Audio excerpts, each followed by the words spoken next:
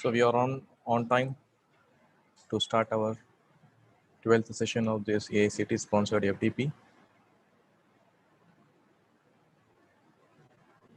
I can see the participants are still joining.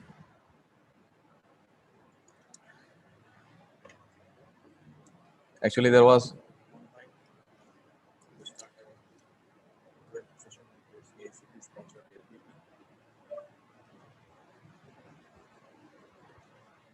I can see the participants are still joining.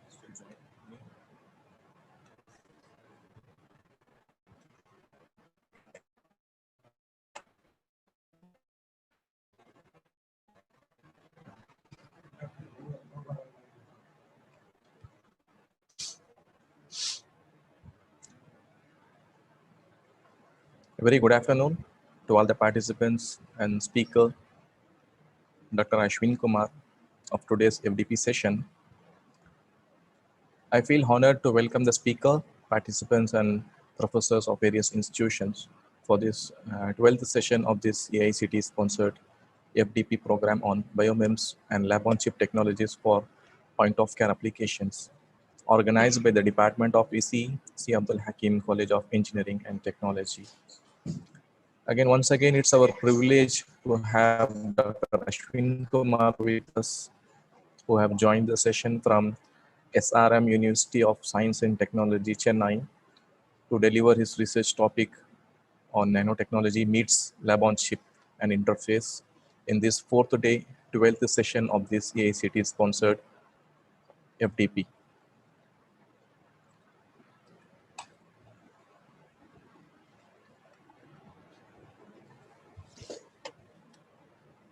So before going to the session, I want to give a brief overview of our reputed speaker, Dr. Ashwin Kumar.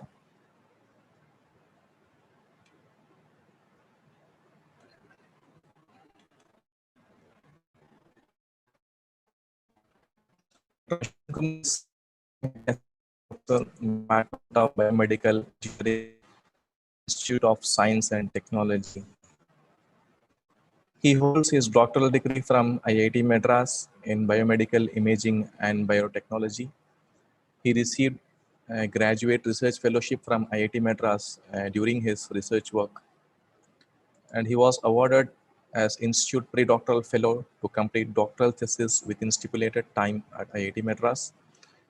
He was awarded 5 ECTS in Biophotonics Imaging, the graduate summer school conducted by National University of Ireland, Galway. He has more than 15 international publications to his credit in reputed journals and conference, and also published 1 book chapter to his credit. His area of interest is in development of X-ray and optical hybrid imaging systems for bioimaging applications, polymeric nanomaterial for cancer therapy. Really, I hope we are very privileged to have such an eminent speaker in this session. Dr. Ashwin Kumar sir have joined us with now. Dr. Ashwin sir.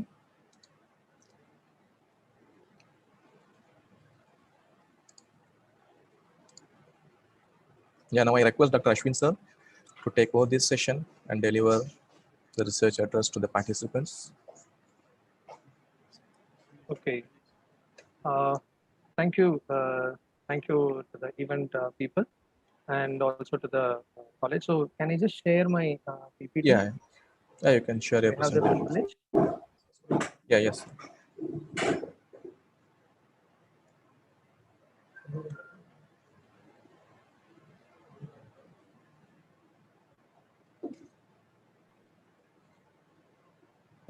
So can you able to see me see the presentation? I hope you can. Yes, sir. Yes, sir. The audio is also clear, and you can see the presentation also. Can you see the full screen? Yes, a full screen is. And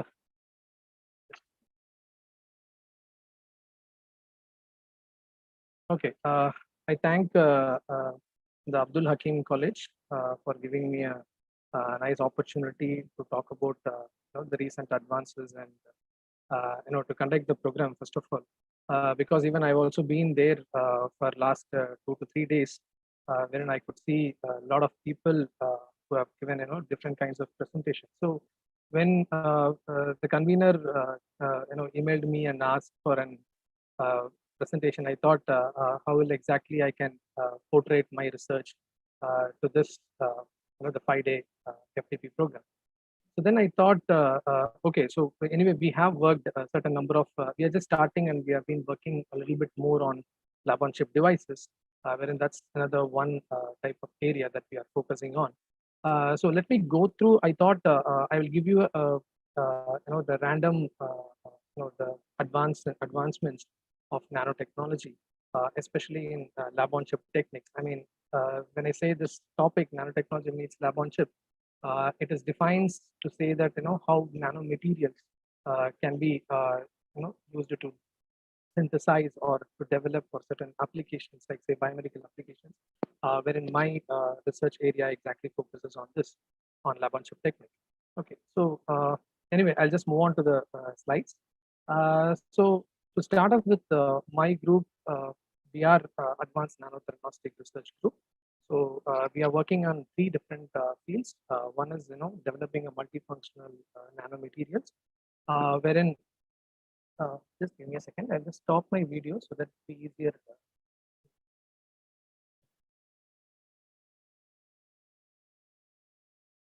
Okay. Yeah. So we actually work on three different uh, research areas. One is multifunction nanomaterials. Say for instance, we are developing the gold nanomaterials for advanced hyperthermia or RF-based hyperthermia applications. And also we use these gold nanoparticles for intracellular delivery of drugs. And another one is we develop nano-based contrast agents, and these contrast agents can be used for several in vivo imaging applications and in vitro imaging applications.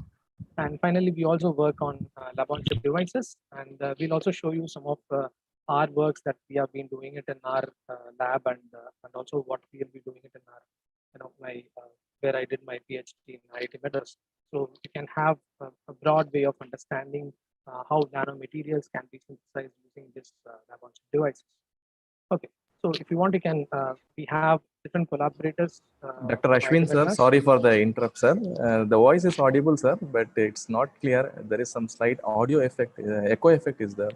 Okay, so can It's you able not to very hear now? clear. And now it's clear, sir. Now it's clear, Okay, sir. sure. You Thank can, you, sir. Thank you. thank you, sir. Thank you, sir. You can proceed on. So, we have different collaborators from different places. So one wherein I did my PhD. So we have a good collaborator there, and we also work with IIIT Dr. Karthik. So wherein he works on development of microfluidic chip devices, and we are in collaboration with him in doing certain low-cost devices, microfluidic chips. And also we work with Toyohashi University of Technology. It's in Japan.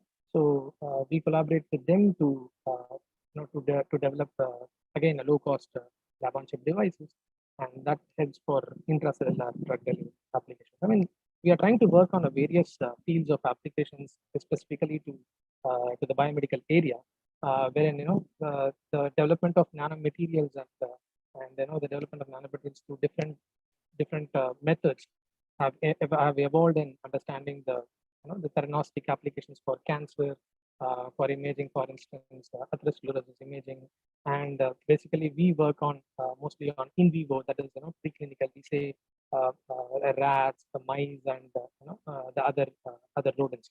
Okay. So let me move on to the slide.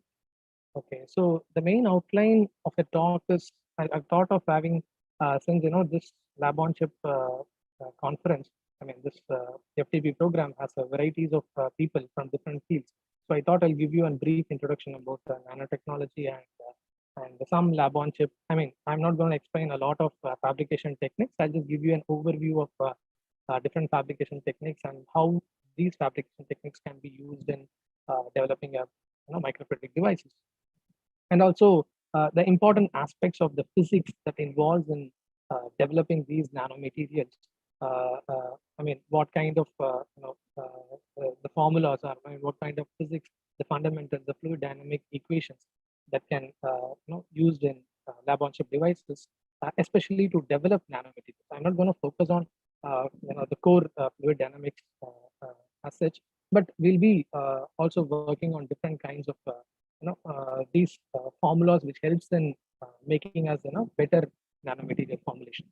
Okay, and then what are the different design considerations? Okay, so once we wanted to say we want to develop a nanomaterial of this size, of this part, this portion of, say, for example, if you want to develop a gold nanoparticle, or if you want to develop a iron oxide nanoparticle, or if you want to develop any kind of quantum dots or metal oxide nanoparticles, what kind of key considerations I should take in order to develop a micro reactors. Okay, so that considerations and the physics that involves into that helps in understanding for different kinds of developing a different kinds of nanomaterials.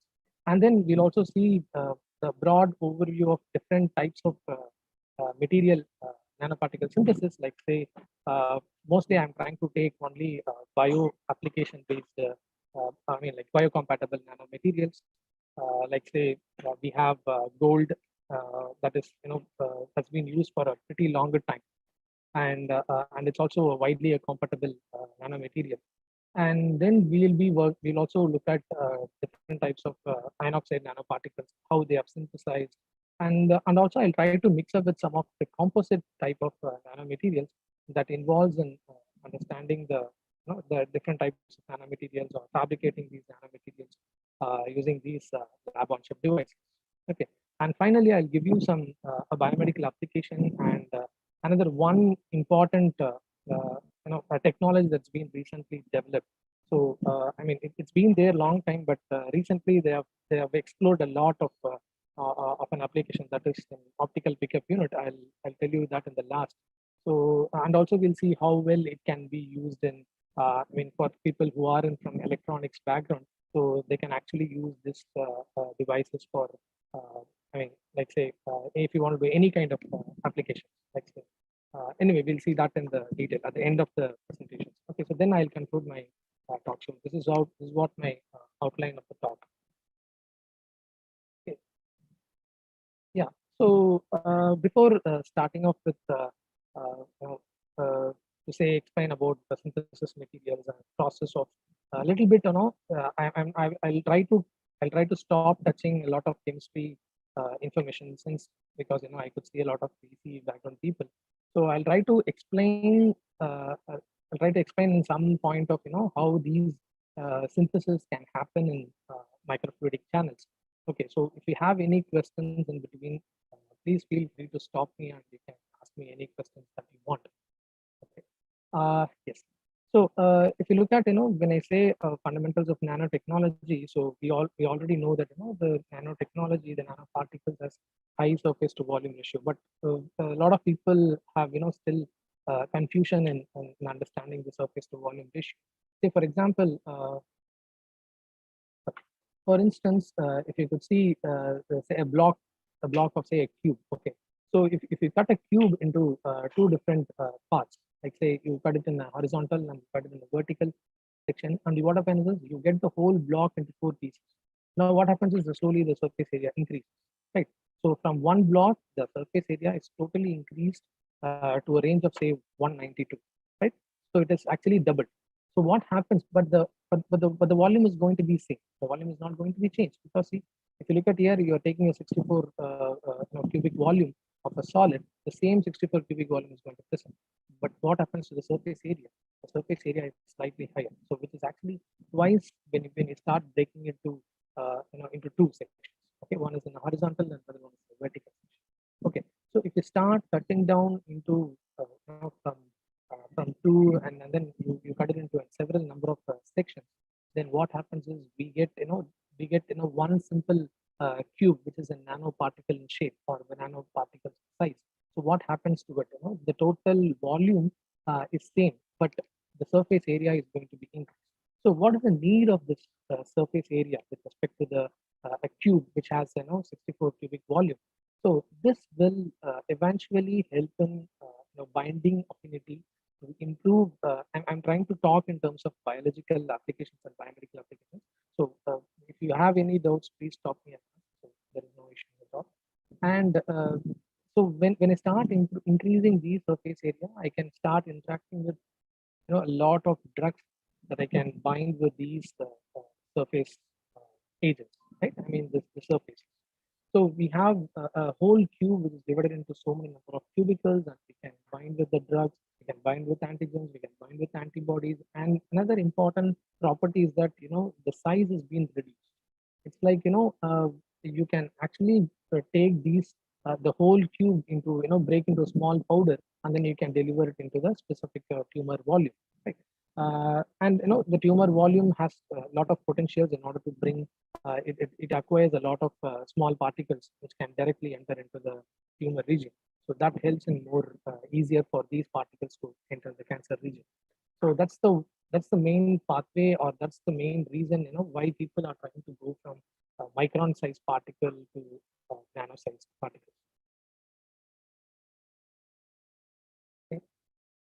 Okay, so what are the different types of nanomaterials that is being currently used in used in the biomedical applications? Say, for instance, we have organic nanoparticles, we have inorganic nanoparticles, and we have hybrid based nanoparticles.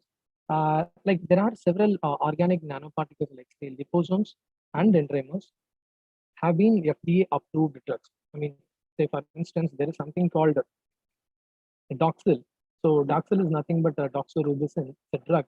So this drug is being loaded into an liposome, and that is being approved as an FDA drug for many for cancer applications, specifically in breast cancer applications. Okay, so there are organic nanoparticles that are being still used as a FDA approved material. I mean, FDA approved drug.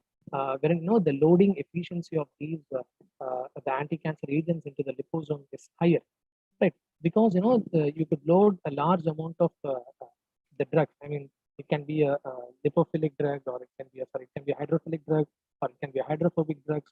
Okay, so what type of drug that you wanted to load, you can actually load into liposomes. Say, for instance, you could see the liposomes has two different moieties. One is going to be hydrophilic, and another one is going to be hydrophobic. So the tails are generally going to be a hydrophobic, and the heads is going to be a hydrophobic. So what happens is this hydrophobic will have an ability to attract a hydrophobic drug, and this hydrophilic chains will have an ability to attract hydrophilic chains. Right. So likewise, there are several number of liposome-based drugs have been commercially approved, and they have been given to it has been used for several treatment applications. Okay, specifically for cancers, because sometimes they use a multimodal drugs. They also use different kinds of contrast agents to the liposomes that also facilitates to develop these organic particles. And another important aspect we could see is that inorganic nanoparticles, wherein there are few applications wherein they use gold nanoparticles, and they use ion oxide particles and quantum dots, wherein these three major inorganic nanoparticles have been more viable and also biocompatible material that helps in several kind of applications. I'll just give you some approach of how these nanomaterials have been developed. So there are two different techniques we can develop these nanomaterials. Say, for instance, as I mentioned earlier, we can take a big box, or we can take a big metal. We can break down into pieces, and we can form a nanomaterial. Right?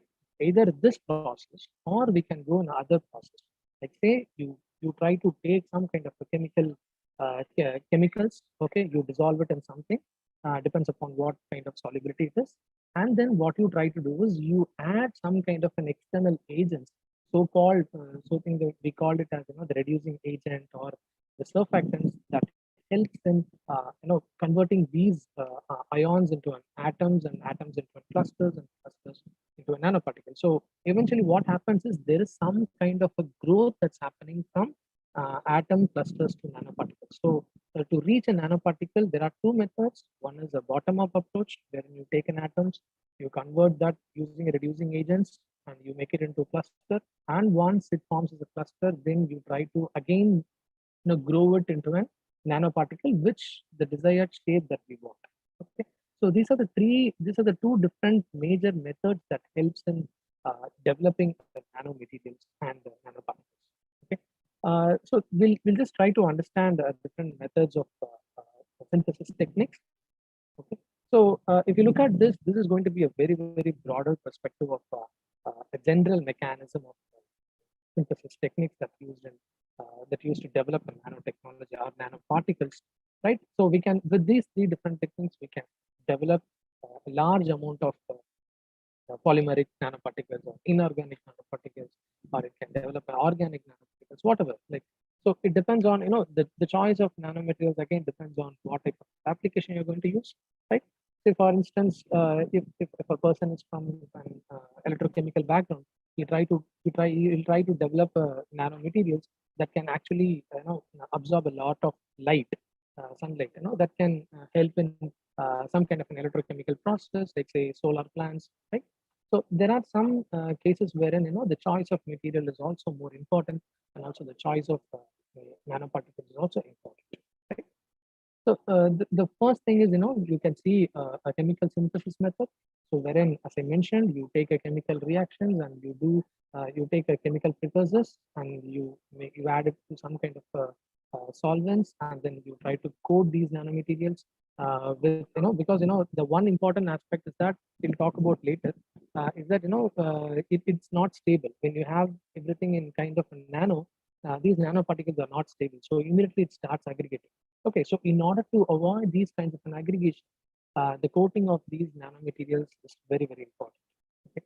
So, for instance, you take a precursors and you make under a reaction condition. It can be a heat, or it can be a light, or it can be a simple stirring mechanism, right?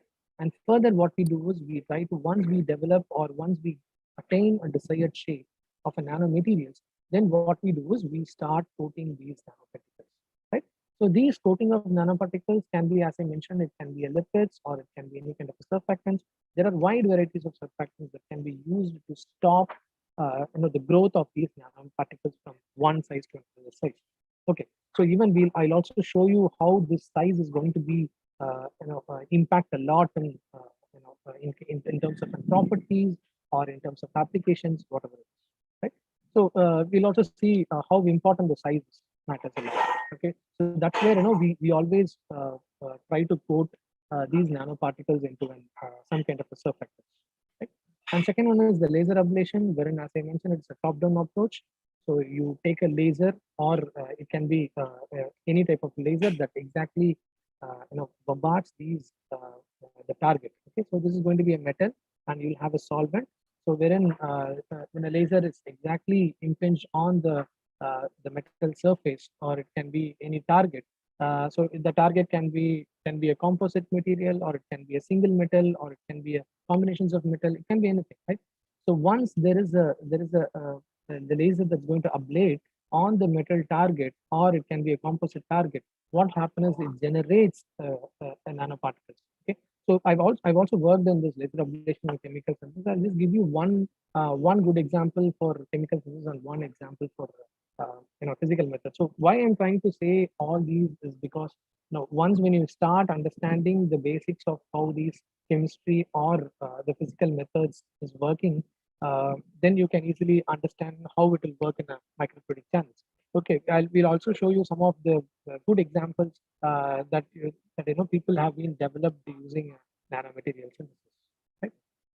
So another one is the last synthesis method is the biological synthesis, wherein you take the precursors from the plants, and then from the plants or from the fruits or from the stem or whatever it is. It should be a biological material wherein that converts into a metal ions, and then it converts into a biological substance. Then finally you develop into an nanoparticle. So these are the major three different pathways wherein we can one can generate a type of nanoparticles. It can be any type of nanoparticles that you want. So provided you should give a proper precursors, and you should also provide a proper environment, and also you should provide a proper technique, right? And the reducing agents, and say for example, even the laser ablation, the type of laser is also important. Okay, I'll just give you a small example on chemical synthesis and physical method. So if you look at this left side, this one is going to be a bottom-up approach, and right side one is going to be a top-down approach, right?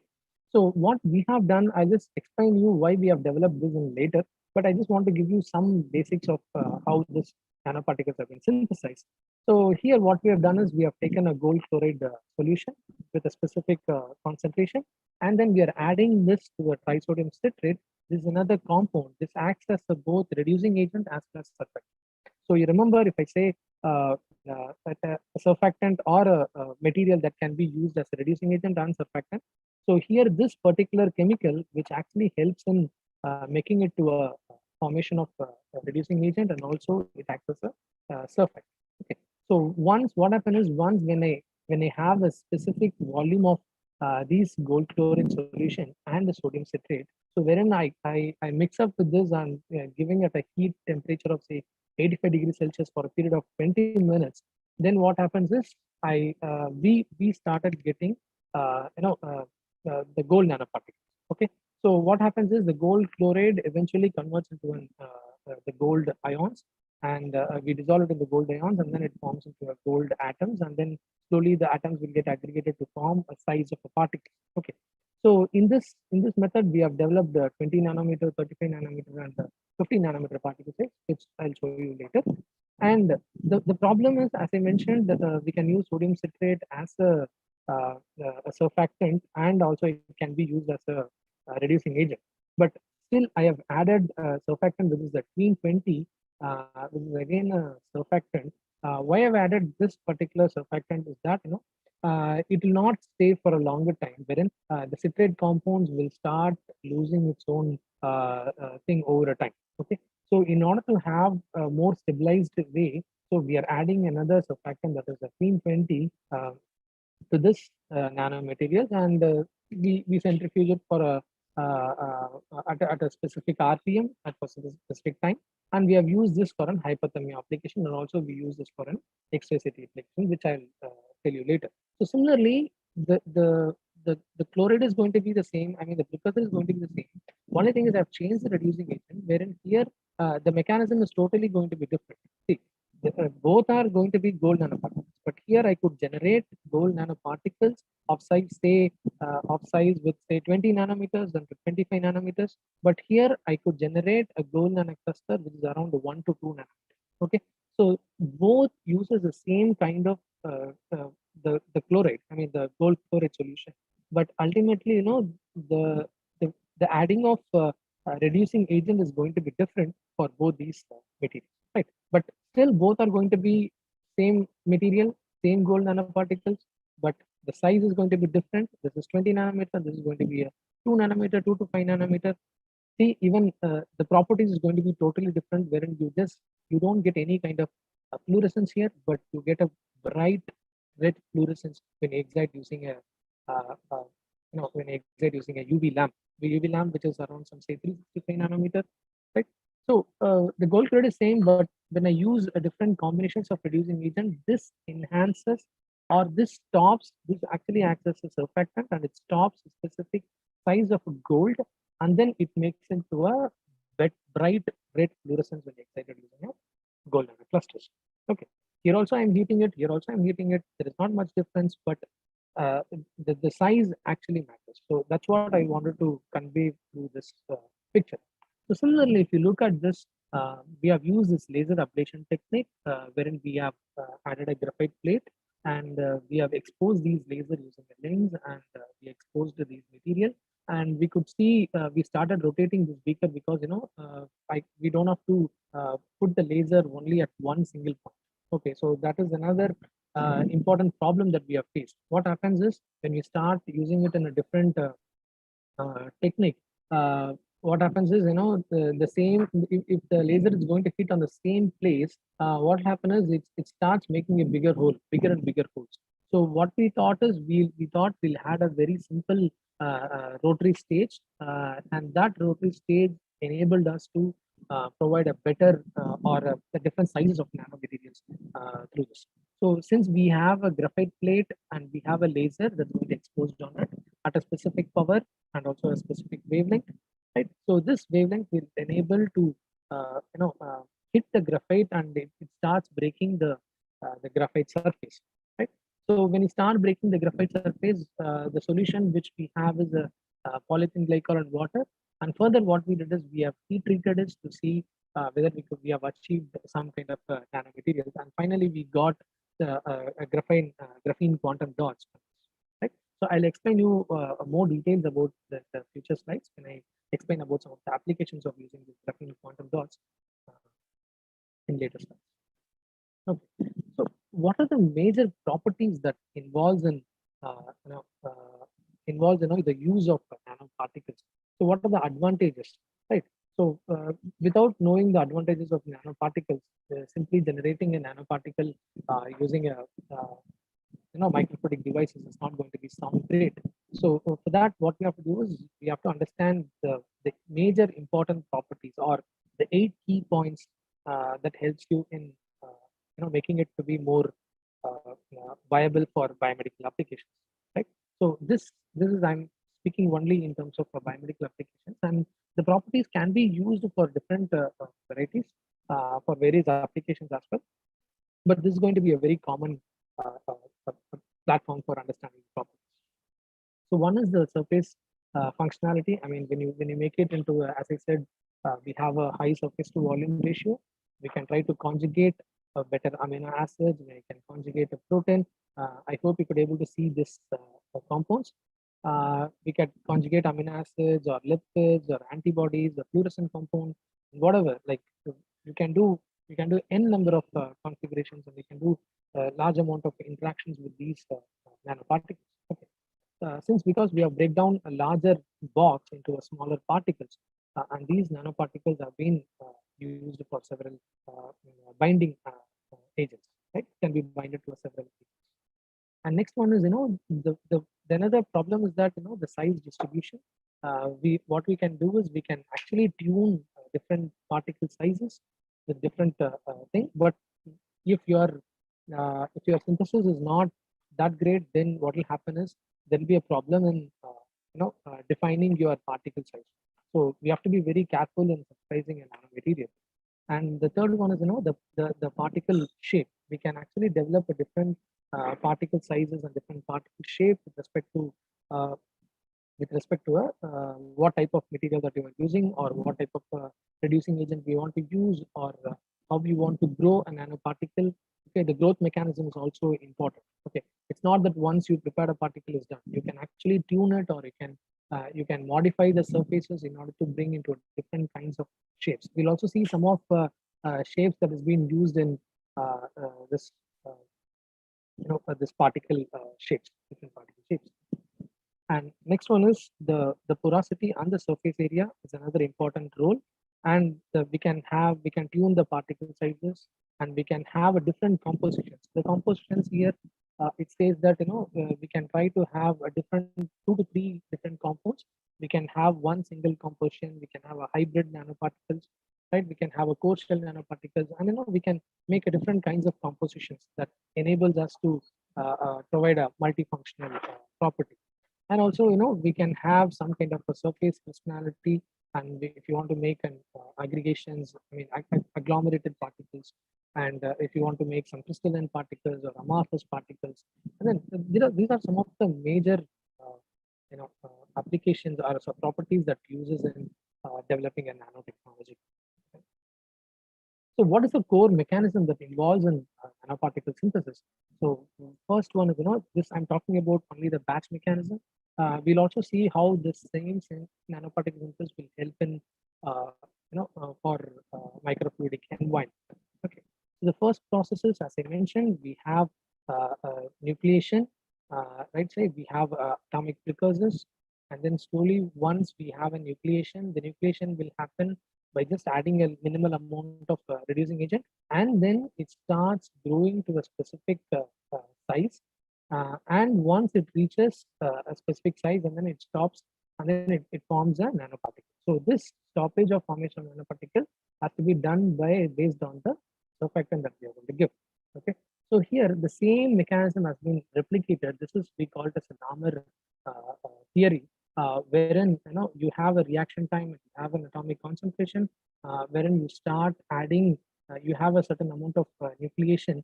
I mean, you have atomic precursors. Then slowly you add your reducing agents, and these nano atomic ions will slowly improve its the size, right? So once it forms a critical limiting saturation, then what happens is from this stage it starts forming a nucleation, and then the growth process will happen. Okay. So once the growth process will happen, and then slowly the diffusion between the ions that forms on the gold nanoparticles, or it can be a general metal nanoparticles, and then it forms a better formation of sites. So it can be a star-shaped structures, or it can be a rod-shaped structures, or it can be a core shell particles, or whatever.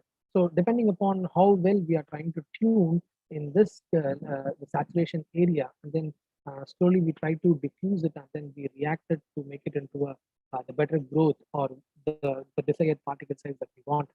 Okay, so this is the formation that I've mentioned. So one is the metal precursors. We reduce it and we form the first clusters, and this clusters will coalescence to form the 2 to 3 clusters will form into a larger particle, and then we once we achieve a desired the size, then we stop the reaction. So by just adding a either the stopping the reaction, or just taking out of this or adding some kind of a surfactant.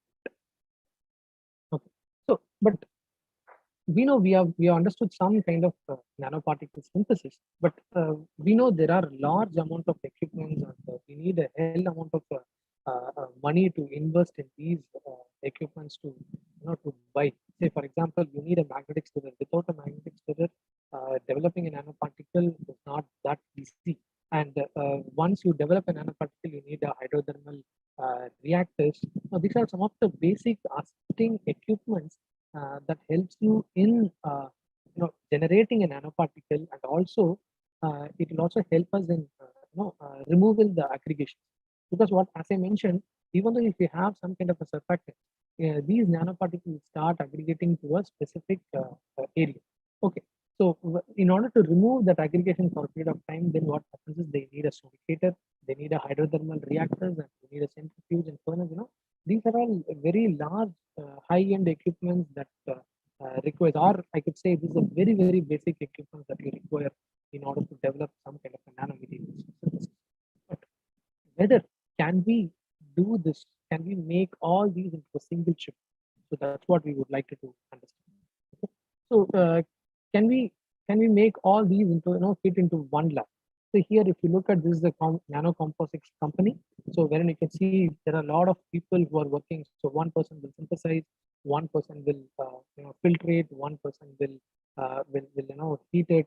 There are a lot of factors that influences generation of these nanoparticles.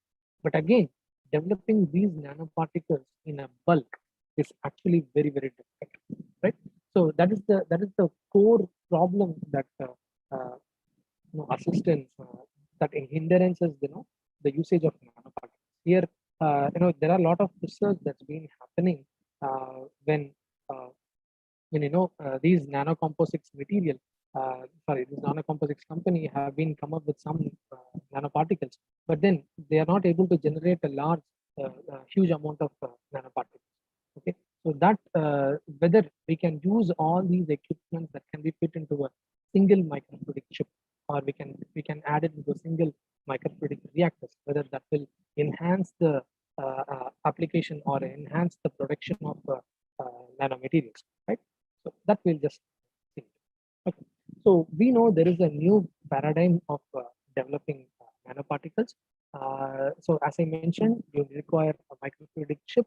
You should understand the basic phenomenon of microfluidic chips, and also we need to understand the nanochemistry, some kind of a chemistry background that helps in making it to generating a nanomaterials. And then you have different kinds of applications that uses these two technologies. I mean, whether these applications can be in situ, or it can be, say, for example, say if you're doing some kind of a biosensor applications, then definitely you can have these kinds of combinations, right? So because biosensors right now, we could see, a lot of speakers have also talked about a different techniques. Say, for instance, cell separation. Dr. Mohammed Yusuf sir has talked about it, and then the cell reactors, I mean, the cell separation molecules using microfluidic chips have been understood. and you also talked about some the recent talk. They have given they've talked about usage of these microfluidic chips in understanding the analysis or how these microfluidic chips can be developed at a low cost, right? So, but in terms of microfluidics and nanochemistry and application, here I'm trying to speak in terms of bio medical applications. So, when we have these fusion of these fields, so microfluidics chip, and you develop nanochemistry into it, and also you try to incorporate these applications that will enhance the, or we can say it will fasten the clinical translation. Like say when I say clinical translation, so a lot of the time, there are several drugs have been generated or been produced over a period of time, but still, since they show some good efficacy in the normal laboratory environment, but actually when it translates to a clinic, or when it translates to an in vivo sector, and then for a clinical, then there is a lot of issues that's been coming to picture.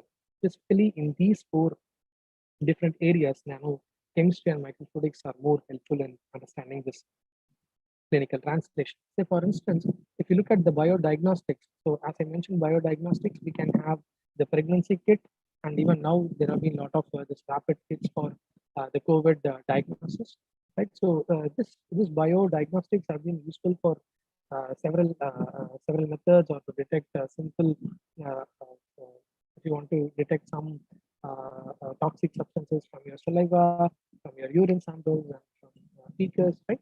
So whatever that you want to try to understand, some kind of a biological substances, specifically, people work with blood. Right? So I'll also give you one good example of how blood will helpful in understanding the cancer prognosis. Okay. So another one important area is the tissue engineering. Now you could understand people who work on hydrogel based techniques, and they start developing tissue engineering applications, and they develop a 3D organ chips. Right?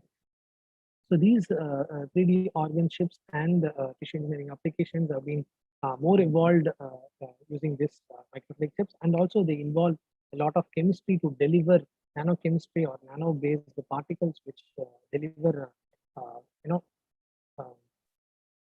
the biomolecules that you wanted to increase the bioavailability of the cell, and also to develop this bioavailability, right? I mean, to enhance the cellular growth in the tissue, right?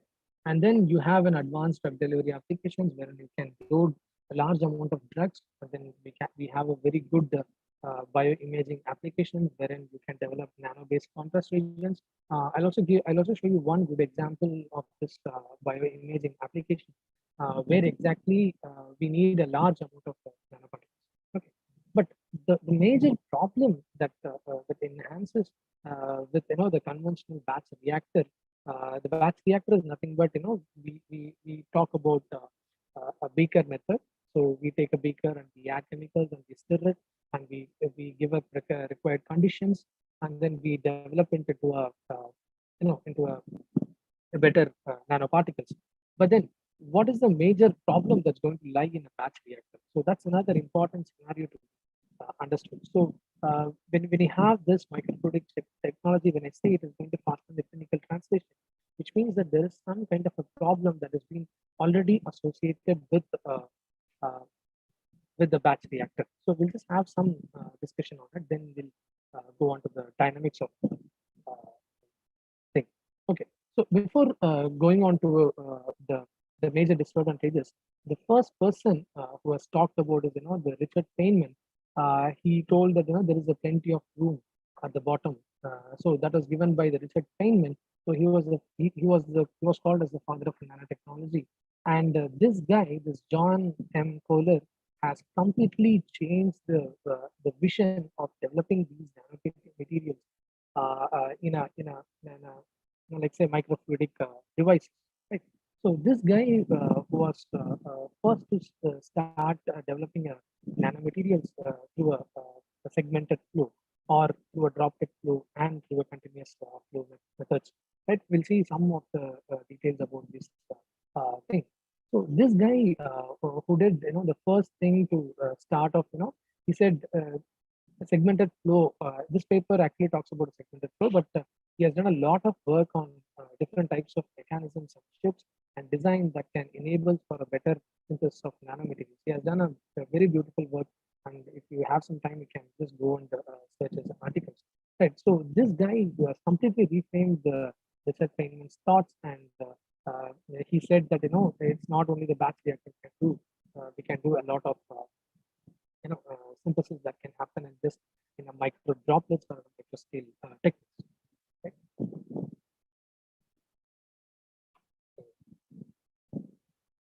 Okay, so what is the timeline of MEMS? Let's say when you talk about how these microfluidic devices have been comes into picture. So it starts from 1960. They started with MEMS technology, and slowly they have talked about this lab on chip technique.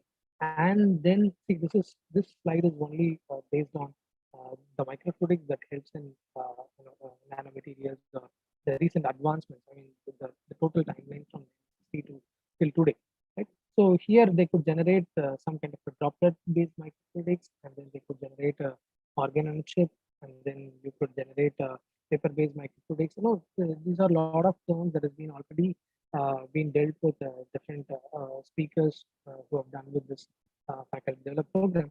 And once this droplet-based microfluidics have been once initiated, then Kohler actually did a lot of work on understanding this continuous methods and droplet methods, and then they have developed different kinds of microfluidic chips to produce different sizes of structures and different methods of fabrication and everything, right? So later, further they have done with the paper-based microfluidics, and then finally into an 3D printing microfluidics, and then we have drop sequencing technology. Finally, they ends up in production of a larger amount of chips, right?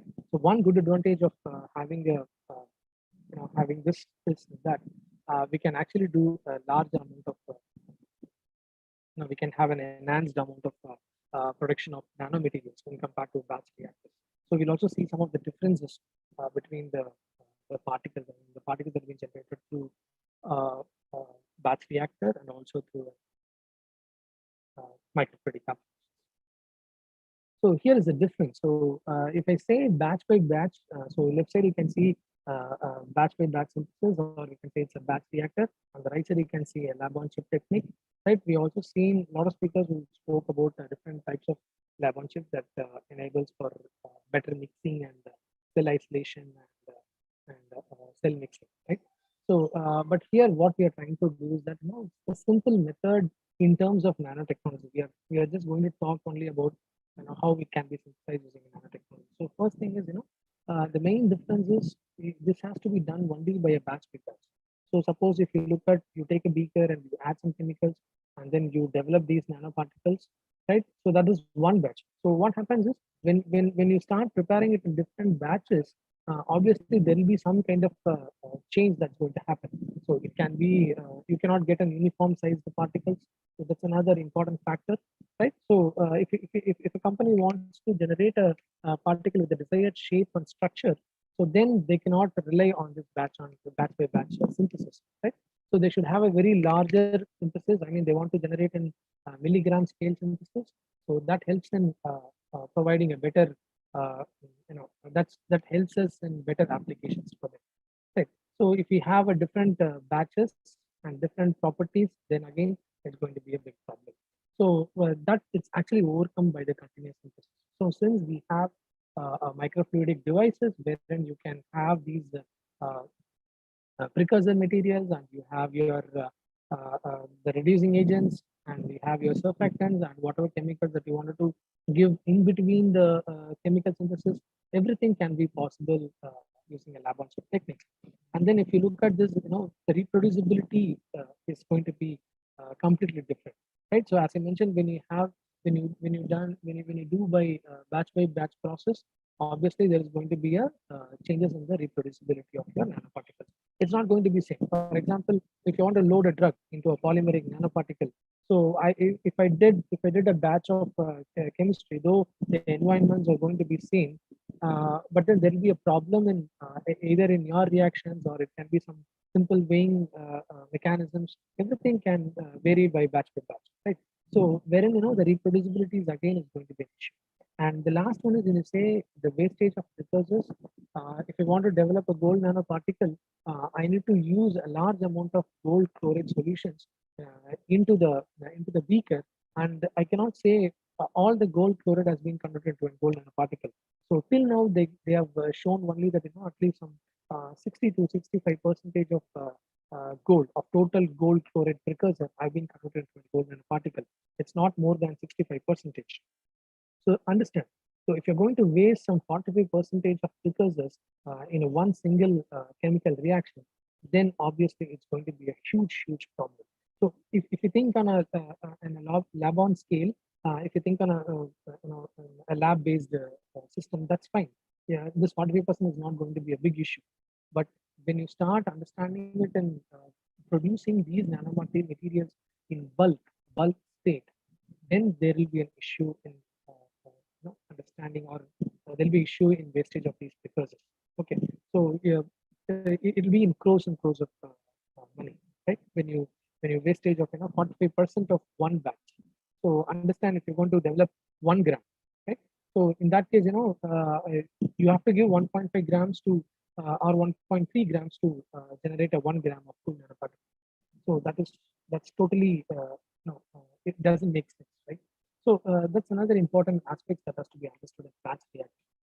Okay, so this makes sense to make it to have a very larger advantages of saying having a negligible wastage of these nanoparticles, and you have high reproducibility, and also you have better size based particles, because the size is actually going to depends the size of the particles is actually going to depend on the design, the chip design, and the parameters that they're going to involve, right? So we'll also see how these parameters are going to helpful in developing these types of nanomaterials. Okay. Okay, the same mechanism. So consider you have three different inlets. So basically, if you think a nanoparticle synthesis in a lab-based technique, you should have an inlet and you have an outlet. Okay, and in between this inlet and outlet, you have a several number of, the structures that involves in you want to nucleate, or you want to growth, or you want to mix, or you wanted to heat, or you wanted to centrifuge, right? So whatever that you want to do, that can be happen within the inlets and the outlets. Okay. So here the first step, what happens is when there is an this is going to be a continuous. So you have an inlet. There's going to be three inlets, and you're going to have one outlet. So suppose you're giving a precursors here, and you give a reducing agent in this side.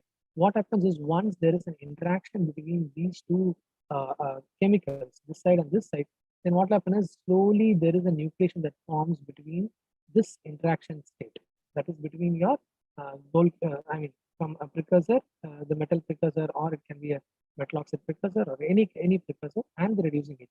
So initially it forms a nucleation. So if you remember whatever that I mentioned in a batch reactor, you have nucleation, you have supersaturation, and then it starts growing, and then you want to grow until you have a desired particle size, right?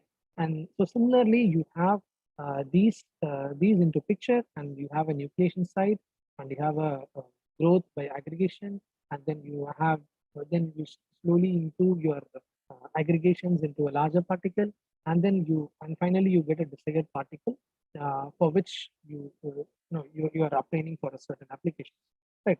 So this is, they are just giving a random picture of different polymeric sized nanoparticles. So here they have taken an example of having a polymeric that dissolved in organic solvents, and this is going to be a very continuous phase of synthesis, right? So this is let's see how this mechanism is also going to involve in different kinds of mixing effects, right? So what are the basic the key considerations in developing nanomaterial? So we know, so we have talked about we have inlets and we have an outlets. So we know there is some kind of a mechanism, like say nucleation, growth, and then it grows until how much size that you wanted. Okay, so many parameters that has been involved in designing a chip. But what we have to consider before designing a chip or before designing a nanoparticle using a microfluidic chip. So first one is we should understand the nanochemistry behind this, behind the chip. Right? Say for example, whether you're going to develop a metal nanoparticle or you can develop a metal oxide nanoparticle, or what is that you require. Okay, so that basic synthesis mechanism you should understand using the basic batch process, or you can do from the simple nanochemistry techniques. And then what is the chip design that you wanted? Whether it can be, see, I've just given us a very simple terms of saying the number of inlets, but that's not going to stop only in this. In this design, we'll see different factors that involves in chip design. And then what application you're going to use, whether you need a very precise amount of a nanoparticle or precise size of nanoparticle or precise conjugations of drugs or precise conjugations of antibodies or whatever. So you should also understand what application you're going to give, and also you should understand what type of chip design, and you should know the nanochemistry. So once when you know all these three important considerations, then you can start understanding, or you can start developing these microfluidic chips for generating nanomaterials, right? So what are the basic, the properties, what are the basic things that can achieve if you start combining these three considerations? One is the nanochemistry, chip design, and application. So once we have set up with all these 3 points, then what are the important parameters that can be changed here? So one is the microfluidic based nanoparticles can give a very high throughput. You can generate a large amount of particles. We can say, for example, it can start giving precursors in milliliters per hour, and then it is very simple to operate. You just need to design a certain amount of chip, whether it is require a heating mechanism or it requires any kind of like say a mixing mechanism or some kind of valves that are required, right? So anything that has to be designed, and it can be designed in one single step. And then once you develop one single chip, then you can start multiplying it into different number of chips, right? So that's another important factor. Okay, so if you look at this, you have a very simple operation. You have a very high throughput development of nanoparticles, and you can able to generate a monodispersed nanoparticles, because these are all going to be very confined, and it's going to happen in a very smaller scale. Every say for example, if you're going to do a droplet based reactors, every droplet is going to act as a batch reactor, right? So we could say ultimately we can say this is going to be a batch reactor that's going to happen in micro volumes of samples, right? So then you can have your controlled way of synthesis, and you can reduce the amount of cost, and it requires a very less time to generate a nanoparticle. So unless until if you look at batch based reactors, you need to have an high amount of energy. Say you wanted to have a, as I mentioned, you need to have, sorry. So this requires a very tremendous, it becomes a very tedious process of having hot air ovens, and also you should have the centrifuging mechanisms. Okay, so that all reduces a lot of time, right? So these are the major important advantages of having a microfluidic based devices for developing a nanoparticle synthesis. Okay, so again, there are some considerations before going to a lab on chip technique. So now we have come to a point that we are going to develop a nanoparticles. Okay, so what are the different types of lab on chip designs? Right, so if you look at, there are three different main lab on chip techniques. One is a continuous laminar flow, and second one is a segmented flow, and third one is going to be a droplet flow. So recently, compared to continuous generally they use it for an polymeric based nanomaterials, and segmented flow and droplet flow have been much used in developing uh, you know uh, normal metal nanoparticles and metal oxide nanoparticles and quantum dots. Okay, so droplet preferably they go for metal nanoparticles and metal nanoclusters as such.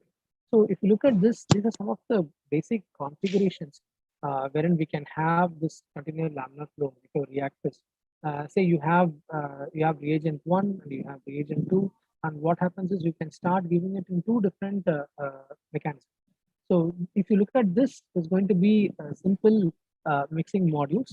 So this mixing module is going to be depends on what type of reaction that you want to perform. Okay. So if you want to use the mixing mechanism here, say suppose you're going to give the same reagents in, you're going to give two different reagents in this. Okay. What happens is again there will be again a mixing of these liquids that's going to happen in different states. So this mixing is going to be a very straightforward, but this mixing is going to be very rapid when compared to this one. Since it's going to be a continuous laminar flow, the mixing will be very vibrant here when compared to a mixing model that's going to happen in just a U-shaped, U-bend design. Right? In a segmented flow, you can have another inlet wherein you can have a gaseous compounds, or you can have another any other type of inlets. Like say, suppose you can give another carrier molecules. So the segmented flow and droplet flow it's not going to be much different. But when you say the difference, the only difference that's going to happen is that the droplet size. The droplet size is going to be a matter. Okay, so here the droplet size is going to be a very elongated one. So that's why we call it as a very segmented flow. And here we call it as a droplet-based microreactors because it's going to be a very smaller droplets, and it's going to be a very spherical in shape, wherein the carrier liquid is going to maintain your no, maintain the structure of your bubbles. Okay. Here, what happens is there is a segment that's happening based on the gaseous substance or the another inlet that you're going to give. So it will start separating your molecules into a different segments. Okay. So one time you can maybe you can send one type of reaction, and in another way you can send another type of reaction. So you can try to understand different possible methods of developing a nanomaterial using a segmented flow. But in a droplet flow conditions, we can try to mix up the droplets by adding another carrier molecules or another carrier liquids, or if you want to add some kind of a strategies that enhances your say for example you wanted to coat a nanoparticle, a gold coated iron oxide nanoparticles or iron oxide coated gold nanoparticle. Okay, so there is some kind of reagents that can be given in between in order to make it more better. Okay, so that can eventually give you a better outlet for producing a nanoparticle protection. Okay. So this continuous laminar flow is going to be governed by governs by a laminar flow equations, or we can say it's going to be governed by a molecular diffusion. So as you could see here, say for example, we have seen here how see you can see two different molecules that's going to be going to go through a specific a set of reagents that's going to enter through this site. So wherein what happens is that in this region, I mean when there is a mixing up of these two reagents into one particular area, what happens is we something called RD. So this RD is nothing but a reaction diffusion environment. We call it as a reaction diffusion environment. So suppose we have a reactant A and we have reactant B, and this solvent will start mixing up these two chemicals through the area wherein the diffusion that's happened between any two molecules, right? Say suppose it's like you take a small channel and you pour two different color liquids, and you can see these color liquids, and finally you can get in a different colors. So you add a blue and you have a black and you get a dark blue in color. Okay, so a light blue and a black that gives you a dark blue color. So that is actually some kind of a diffusion that's happening between the molecules, and it gives you a different reactions, right? So whatever the index that you're going to give, it's not going to be the same uh, when you get out through an outlet, right? So this outlet is going to be totally different when compared to the other molecules. Right. So the continuous laminar flow depends on the major equation, that is the inertial forces and viscous forces. We'll also see different types of forces that involves in developing these nanomaterials. So specifically in continuous laminar flow, the major the equation that governs this continuous laminar flow is that the Reynolds number. So this Reynolds number is nothing but it is depends on the flow density, and we have the flow rate, and we have the hydraulic diameters, and we have the viscosity. So uh, basically the whole Reynolds number, which is actually derived from a Navier-Stokes equation, which can be understood through a fluid dynamics equation, fluid dynamic process. So wherein based on the Reynolds number, this reaction diffusion will take place, right? So suppose if you look at here, you have two different fluids. One is going to be a laminar flow, another one is going to be a turbulent flow. Wherein if in a laminar flow, it's going to be a very straightforward diffusion process, and if you look at this is going to be a very turbulent flow, and this varies depends upon the Reynolds number of the fluids, right? So this how this Reynolds number is going to be varied depending upon what type of value this diffusion is going to take place, right? So if the Reynolds number is less than 2300, it can be mixed based on the diffusion, right?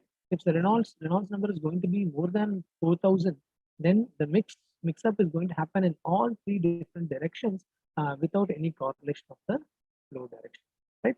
So when it's going to be somewhat between 2300 to 4000, it should have both of laminar and the turbulent flow.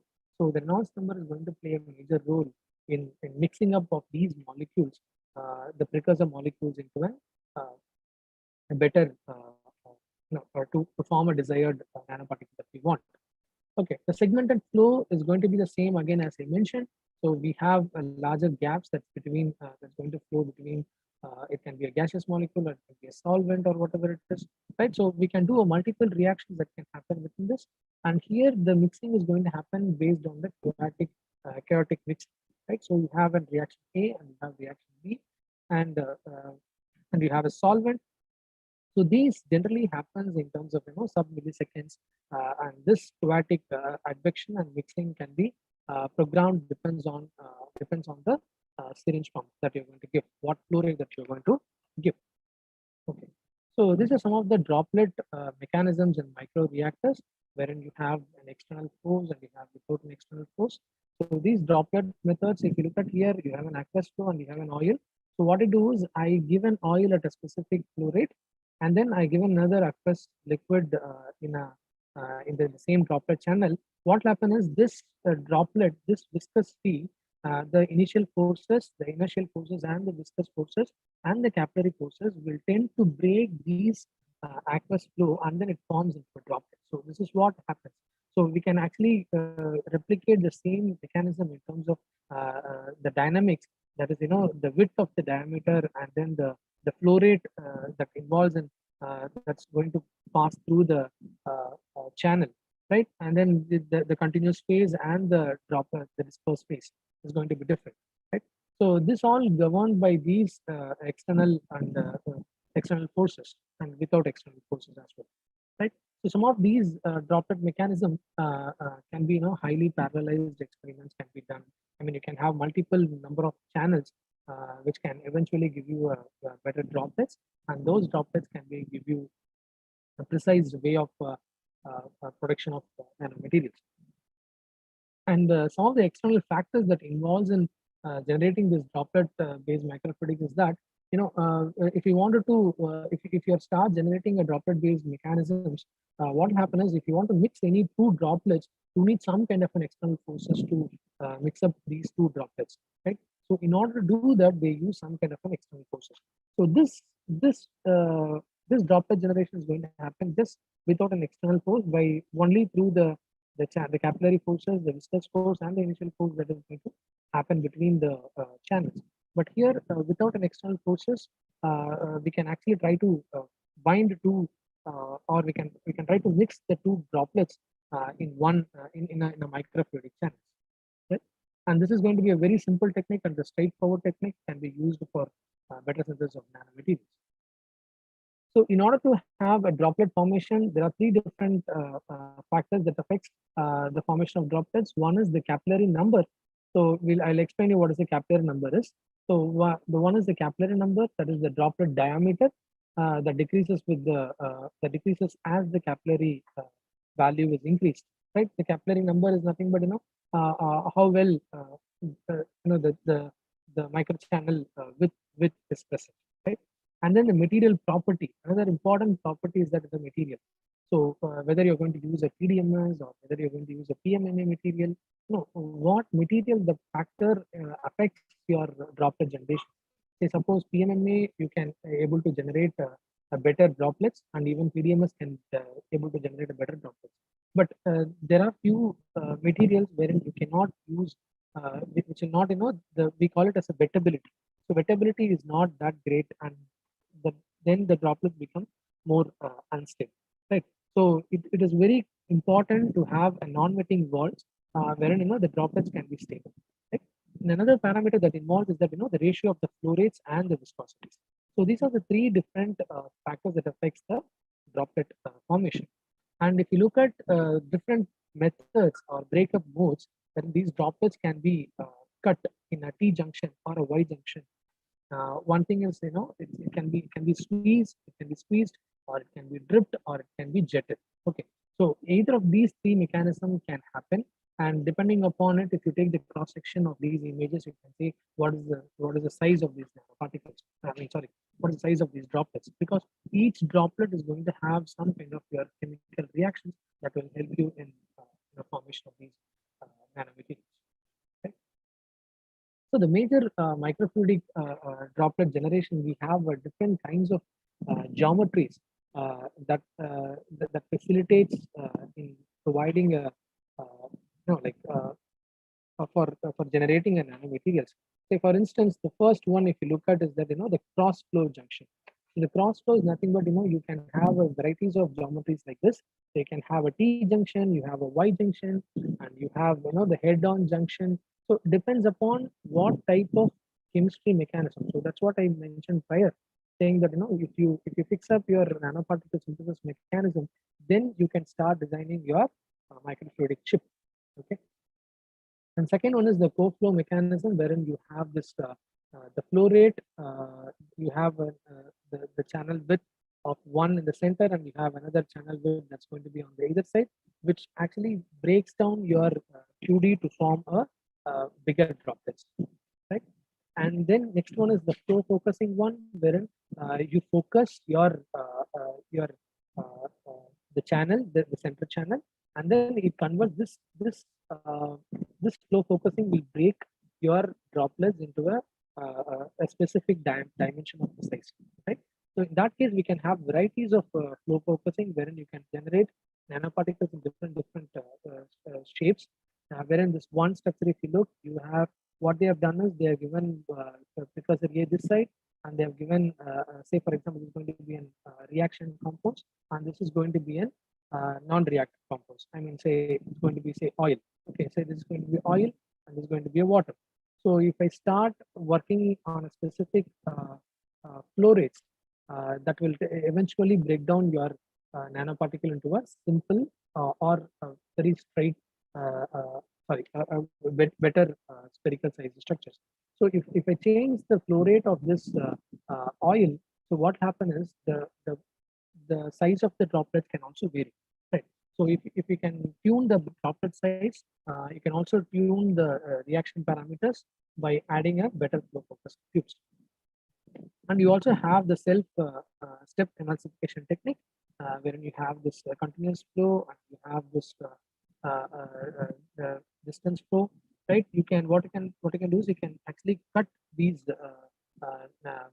this reaction compounds by just passing the liquid through the very smaller channel that has been just attached next to the channel, right? So what will happen is this will break down your nanoparticles into formation to a better spherical structures, right? And then you can also use microchannel emulsification, wherein you can pass the dispersed material through this, and this is going to be a continuous phase. And then you can also have the dispersed phase, and then you can have a continuous phase. If you look at all the parameters, you can see some or other way there is one dispersed phase and one continuous phase. The dispersed phase uh, generally will have a the better like say the precursor materials, like say for instance, if you're going to speak about the nanotechnology, nanomaterial synthesis. So this first phase will have your precursor materials, and the continuous phase is going to be an oil, right? So the capillary number is going to be vary depending upon I mean, the total droplet size will depend upon what is the capillary number. So it's going to vary from dripping to squeezing, right? So that's what we have seen here. So if you have a low capillary number, we'll get a larger amount of structure, I mean, the bigger ball. Or if you have a high capillary number, we can have a very smaller, I mean, the droplets. Okay. So this larger and smaller droplets will vary or will give you a difference in the reaction procedures or reaction environment, right? The next one is the fabrication techniques that we have already, a lot of speakers have talked about this. So I'll just give you an overview wherein we have a silicon glass wherein you can develop these fabrication using a bulk micro machining, surface micro machining, or valid channel techniques, right? And then we have a PDMS, and we have agros gel based hydrogel based chips, and also the paper based. But most probably in nanomaterial synthesis, very few only inorganic and polymer based techniques have been widely used. Only these two have been widely used till now to generate production of nanoparticles, because the gel or agros gel, what happens is it will not facilitate an environment, or it will not give an environment for heating purpose, or it will not give an environment for adding some kind of an electrodes to it. So it's quite important we have PDMS and the polymethyl methacrylate, polycarbonate, polyethylene, and we have silicon, we have glass, and the combination of silicon glass. So all these have been implemented in generating a fabrication of this micro reactors. And these are some of the design considerations which I've already told you. So the people who want to start with the basic designs, they can go ahead with this. They can say how an inlet and how an outlet is going to happen. So you can start using a continuous flow of mechanism of different precursor material, and then you can see, this when compared to this and this, the elongation time is going to be different, which means the reaction between the nanopart, the precursor material is going to be high when compared to a linear uh, chain. Okay, so what happens is that the flow, when a precursor molecules comes into this region, it starts rotating, and then it again hits all the walls in the surface, and then it starts mixing up and more better. Okay, so when compared to a linear single channel, the serpentine channel will give you a better mixing, and then the mixing probability increases when you have a different kinds of techniques, right? So this is the second stage which I've already mentioned you, wherein you have reactants A and reactants B. You have mixing modules, and we have inlet and outlet, and we have other different techniques, wherein you have a reagent and you have a carrier liquid. And this is going to be the third stage, when the mixing of these substances or nanomaterials, or when you wanted to use some kind of a biomedical applications, like say the cellular structures, or to separate the cells from blood, or to separate platelets, or to separate the blood components, right? Or to separate a cell from a different from a group of cells, right? So these are different complex configurations that can be used for a microfluidic reactor. So let's go through the understand how these nanoparticles can be generated using a nanoparticle synthesis. So with this, we can get an overview or overall idea of how these nanoparticles, the applications of nanoparticles, and why it's important to have a specific size, and what is the need of the microfluidics, and what are the fundamental mechanism that involves in microfluidic dynamics, right? So all these things have been understood, right? So with these things, I thought I'll go for the next part, that is different types of nanoparticles that can be generated using microfluidic technology. So if anybody has any questions, please, I'll just give you some time or a minute or so. You can ask me a question. If you have any doubts in the fundamentals of nanotechnology and the microfluidic reactors, so please let me know. I'll just give a minute. If there are any questions, I can go to the next part.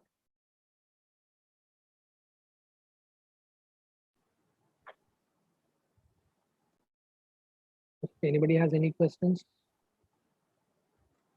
because next I'll try to explain about the microfluidic reactor chips. that helps in different types of nanoparticles. So I hope it's clear. Can I go to the next section? Yes.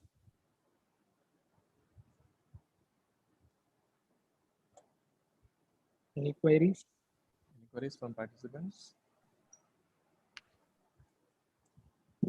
Because once you start understanding the microfluidic phenomenon and the nanotechnology, then only we can, it will be very easy for you to understand different types of nanomaterials that will be generated using the microfluidic technology. Yes. Okay. Anyway, if you have any questions, you can also ask me in the end of the session. So first thing is what we're going to do is we are going to study different types of nanoparticles, as I mentioned earlier. So we have metal nanoparticles, we have metal oxide, we have quantum dots, we have organic nanoparticles, and we have composite nanoparticles. So what we'll do is I'll just go through some of my works and also some of the other works which has already been published. So you can have an idea of why they have used such kind of designs to develop these kinds of materials, right? I'll just give you an overview idea. I'm not going to go core chemistry of the working mechanisms, right? So when I start explaining these four materials, the composite nanoparticles, which is nothing but the core shell. If you want to have a core shell, then a metal oxide and metal nanoparticles, or metal nanoparticles on a metal oxide, or you want to have a combinations of organic nanoparticles into a quantum dots, or polymeric that's loaded with quantum dots, right? So these all four, comes into a composite nanoparticles. Then I'll try to cover all these things into these four techniques. And what I'm trying to focus on in this thing is that, in metal nanoparticles, I focus on gold. I'll not go for large amount of nanoparticles because gold has been widely studied. And metal oxide nanoparticles, we have iron oxide, and iron oxide has immense applications in both biological applications and also in electrochemical applications. And we have quantum dots, electronic applications. We have a large amount of area, and we have also organic nanoparticles. I mean, this organic nanoparticles generally used in drug delivery applications. Okay. So first, as I mentioned, in terms of metal nanoparticles, I'll just give you an idea of what is the use of a gold nanoparticle. Then we can understand the different mechanisms, study mechanisms of colloidal gold. So one is the gold nanoparticles are very size tunable, wherein you can tune your particle sizes varying from say 1 nanometer, 2 nanometer, up to 100 nanometer or 200 nanometers. Up to that size, you can actually tune your particle size, and that can be generated using a simple batch reactors. But again, the simple batch reactor is not going to facilitate in producing a nanoparticle for in a bulk method. Okay, you can do a batch process, you can do a varieties of batch process. It doesn't mean that all the batch process is going to be the same size of same set of particles or same functionalizable particles. And gold nanoparticles is very helpful in imaging. I'll give you one good example of this imaging, and I'll also say how it is biocompatible. And among these things, there are several applications wherein this is used as an X-ray imaging agent, and it's used as a photothermal therapy. There are a lot of recent applications have been come up with photothermal therapy. And then you have radiotherapy. You can target these nanoparticles to specific applications. I mean, to specific cancer. If you want to target a breast cancer, you can target, or if you want to target to a colon cancer, you can target to it. So it depends on which area that you want to do. So this gold is being widely used and applicable for several applications. We can also tune these gold nanoparticles in different structures. So as I showed you earlier, we have developed the gold nanoclusters, and also we have developed gold nanoparticles. So I'll also show you one example on gold nanostars, and also one example for gold nano shell, right? Okay. So one good example that I want to tell you before understanding this gold nanoparticles is that we have been working on in vivo imaging. So wherein this in vivo imaging uses what we did is we try to understand the study of the heart, the atherosclerosis of heart. I mean the atherosclerosis in the heart of a preclinical sector. So this was developed in our lab, which was developed from my colleague and at IIT Madras, wherein they have X-ray. This is actually a micro CT system, wherein you have an X-ray machine and you have a detector, and wherein you can try to rotate a mouse restrainer, and you have this mouse restrainer here, and you can rotate it, and you can see the complete heart valves here. Okay, so what happens in this is that we injected iodine through a tail vein process, and then what we could do, what we could see is that when you inject through a tail vein, the tail vein directly connects with the main valve. Okay, the vena cava valve, and wherein the iodine is actually coming into here, and then you could see it's completely spreaded all over the heart, and then it comes throughout the aorta, right? So this is an iodinated contrast agent that has been used, but the same iodine contrast, which is actually has some limitations, wherein that can be used, that can be replaced with a gold nanoparticle. But if I want to use a gold nanoparticle for a preclinical imaging, what happens is that I'll just show you. Yes. So if I want to use the same nanoparticle in a bulk, say I want to use a 40 mg of gold to do you know uh, the understanding the vessels, or understanding the uh, like the blood vessels and everything. So you need a large amount of concentration. As I mentioned, you require a 40 mg of gold of this size, say 1.9 nanometer and 15 nanometer. So whether this is going to be helpful, I mean, whether the amount of concentration that is being generated, if you look at the pricing, it's around like dollar 422. So this much amount of money that we have given to generate a 40 mg of gold. Okay, so but if you do it in a batch process, it will be very difficult to generate, or that's why it's becoming more and more costlier. So if you start developing the same nanoparticles in a microfluidic chip environment, wherein you can develop milligrams of gold nanoparticles that can be eventually applied and uh, uh, you know um, for the imaging of these in vivo, right? So why these gold nanoparticles have been more important is that you could see the gold nanorods, which has a different colors, and due to the properties like say surface plasmonic resonance, and you can also see the different colors of gold, wherein the color of the gold is varying depend upon the size of the particle, and the size of the shapes that also varies, and also the shape of the gold nanoparticle also varies depending upon the structure of the nanoparticle. Okay, so this color change is due to the plasmonic resonance, and these plasmonic resonance have been used for several applications like say photothermal therapy, calorimetric applications. Even there are a lot of recently there is a paper who are published saying that you coat face mask using a gold nanoparticle, and then you bind these gold nanoparticle with an antiviral agent, wherein what happens is that when a virus particle hits on your mask, what happens is it tries to changes the color of your mask.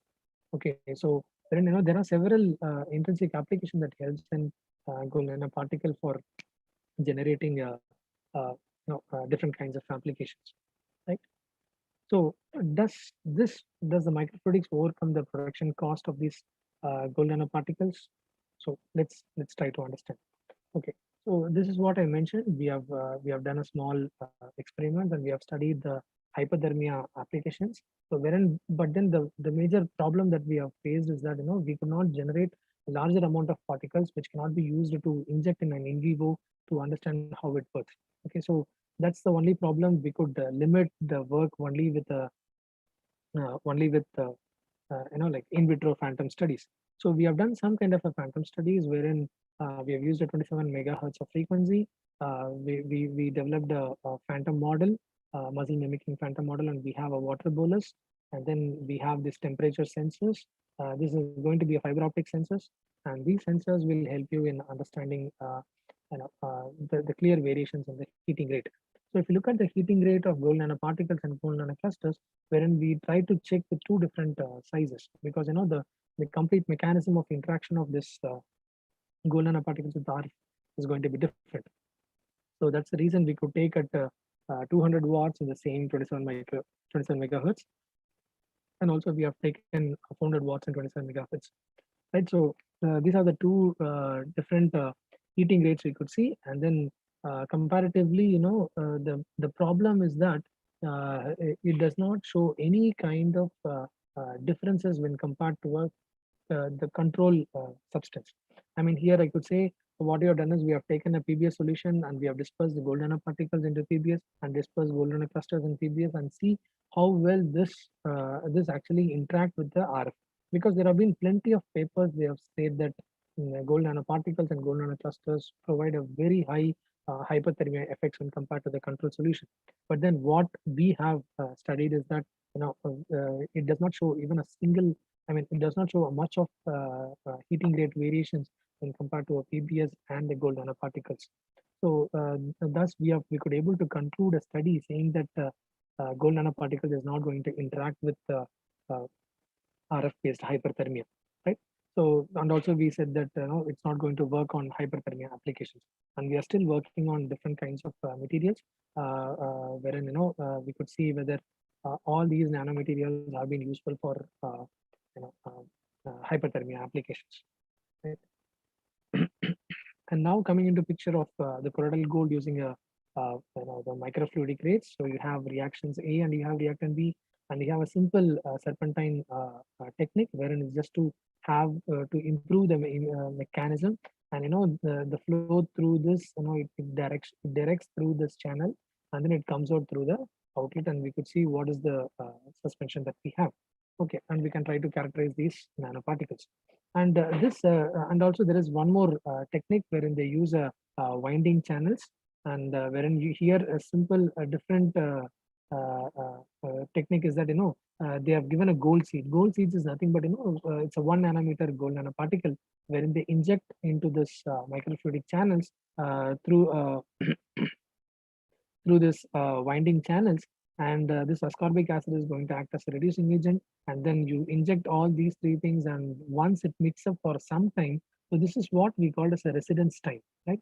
So this time they design the chip to maintain the flow in a specific time, and then they start injecting this gold chloride.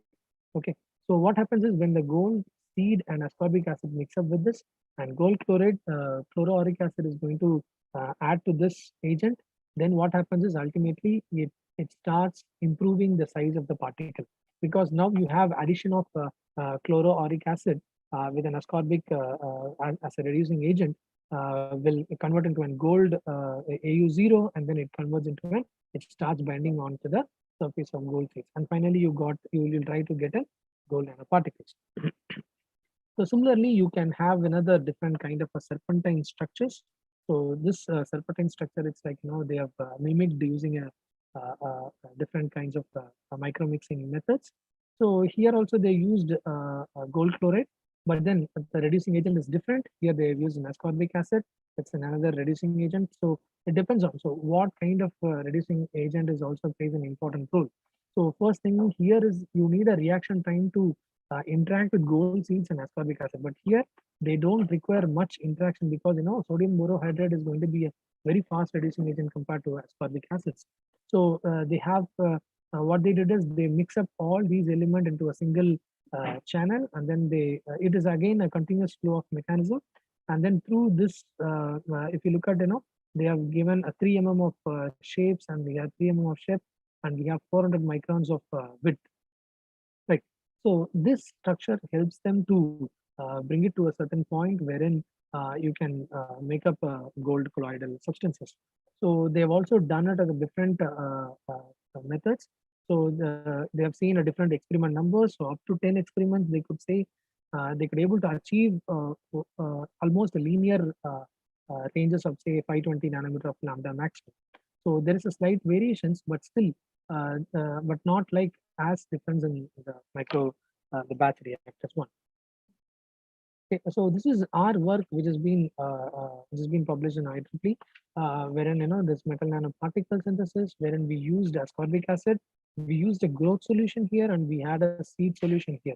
The growth solution is nothing but again a gold chloride solution, and again we have a seed. So the seed solution can be prepared by simple sodium borohydride and specific concentrations of gold chloride. So what happens is when you start mixing into it, what we did is we didn't do it in a continuous flow reaction mechanism. We did it using a droplet method.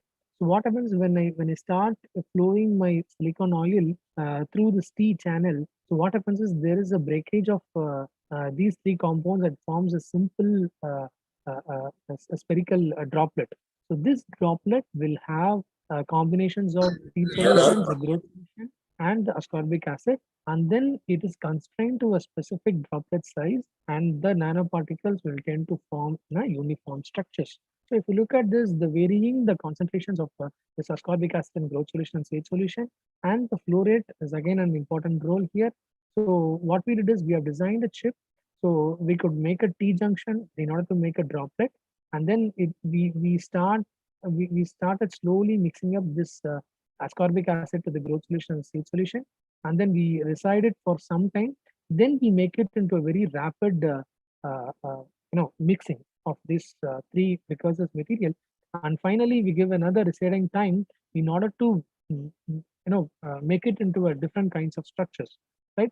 So all these parameters will be controlled using the microfluidic chips, and then we can generate different structures of nanomaterials, and also we can generate different sizes of nanomaterials. We could able to achieve bony shapes of structures, and with respect to this, I can see the surface plasmonic resonance of both the the the bone shaped structures and also the spherical nanoparticle structures.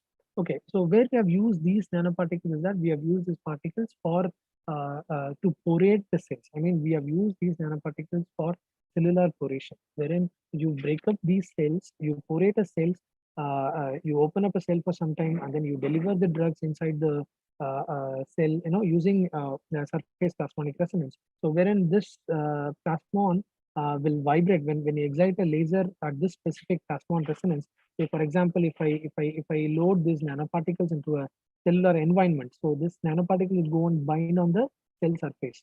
So when I start take if I take a laser at this region at the resonance peak of the nanoparticles, if I start exciting this nanoparticle, it creates a pore on the cell surface, and then we can deliver the drugs. So that helps in more personalized medicine for understanding the clinical applications, right? So another way of methods of nanoparticle synthesis is that this is another unique type of synthesis mechanism wherein they have used the carbon monoxide as a reducing agent.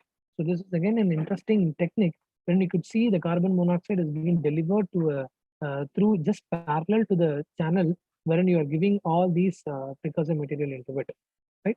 So what happens is the transfer of these carbon monoxide through this PDMS layer, which eventually helps to convert this gold chloride solutions into a gold nanoparticle suspension, right? So here what they have done is that they have developed the silicon oxide nanoparticles. They have given the silicon oxide and along with the gold chloride. So this gold chloride along with the silicon forms a droplet, and this when it moves through the carbon monoxide process, the reducing agent of this carbon monoxide becomes gold coated on the silicon oxide nanoparticles. So we have a say 150 nanometer of particles. Then if you see after a period of time, you can see the amount of you know uh, at the time at different time segments. Say this is 1.7, this is 3 seconds, and this is 70 seconds, right? So at different time points, we could able to see the coating of gold on surface of silicon oxide is going to be literally high, right? And if you look at the same thing, this is going to be a very simple process wherein you have gold and silver and CTAP. This is again a different kinds of chemical reaction that involves in this to produce mixing up a faster growth. And then this generates based on the droplet mechanism. Since we have a T-shaped structures here, it obviously gives you a droplet mechanism. So again, here you have an rotating tube processor. We have gold chloride, we have CTAB, and we have silver nitrate. So silver nitrate enhances your formation of gold chloride in the rotating tube processor. And then this narrow channel processor will make you to provide a, will increase the time in order to provide a specific rod shaped structures. So there is another different type here. If you look at, they have used an ultrasonic bath, wherein this is not going to be an microfluidic channel, but then they use a millifluidic based processor, wherein the ultrasonic bath will enhance the formation of these gold nanoparticles, and then it can be stored it into an vial. So you can see the representative images of both the continuous reactor as well as the batch reactor mechanism. So the same process have been involved. So if you look at the continuous one, that is going to be a spherical shaped structures. But the same thing, if you try with the batch process, you could see different types of a very sharp plasmonic range. So this sharp peak will tell you how uniformly your nanoparticles have been structured. So this is going to be a very broad structure, and this is going to be a very narrow structure. So that helps in a better way of nanoparticle synthesis. So there are again other methods wherein here the important is that they developed the nanoclusters.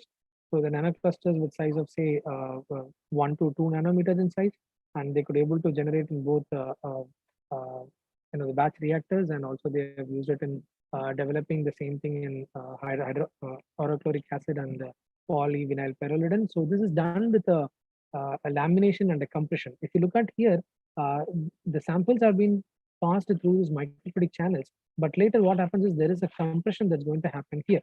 So due to this compression, there is an enormous amount of mixing, rapid mixing that's going to take place that eventually gives you a nanoclusters. Right. This is actually a very complex mechanism, but there are few works which is uses very simple mechanisms to provide a gold nanoclusters.